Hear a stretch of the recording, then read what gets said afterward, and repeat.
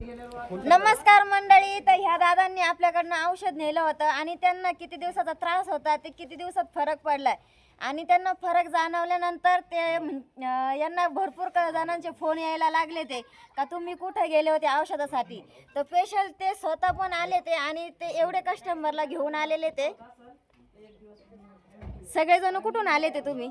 आम्ही बोदेगाव पुन्हा नाशिक शेवगाव तालुक्यामध्ये आम्ही मंठ्याहून आलो. माझे माणसं 6 माणसाला खूप त्रास होता.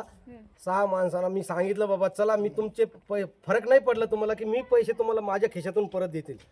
त्यांना मग विनंती केली. मी बोललं चला एकदा तुम्ही बाबा. तर आले माणसं माझे सगळे समजा.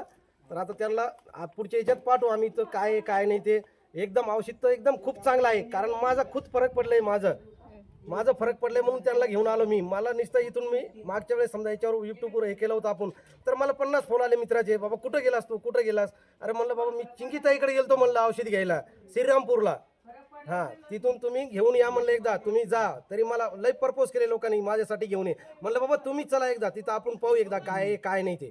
असं काय म्हणलं आणायला. त्यांच्या नावावर खूप लोक चालू आहे म्हणलं दुसरे औषध देऊ राहिले. पण काय उपयोग आहे म्हणलं आपलं जाणं तिथं चला. आता मी पहिल्यांदा आलतो ना. आपली दुसरी बाई होती. तुम्ही दिसले नाही मला. चिंगीताई दिसले नाही मला. तर मी म्हणलं बाबा हे दुसरंच आहे फ्रॉडमध्ये. मग आम्ही तिथंच थांबलो पलीकडे थोडं येऊन. मग या बाईला पाहिलं. बाई होती घरामध्ये. मग बाईला पाहिलं आम्ही. तर नंतर मी औषध घेतलं मग इथं येऊन. त्याच्यामुळं चिंगीताईला पहिले पहा तुम्ही आणि नंतर औषध करा. हा आता हे माणसं आले माझ्यासोबत. हे माणसं घेऊन आलो मी म्हणत्यातले सगळे. त्यांनी विचारले मला बाबा कुठं गेलता काय गेलता. मग आम्हाला घेऊन चल एकदा. तसं आम्ही एकदा जाऊन आलो. एक मुंबईहून आला माणूस आमचा. एक मामा आमचा मुंबईवरून आले. वयस्कर आहेत ते पण मुंबईवरून आले. कारण की आजारच तेवढा भयानक आहे. त्यासाठी लोक कुठून ना कुठून येतातच आहे. पण दुसरीकडे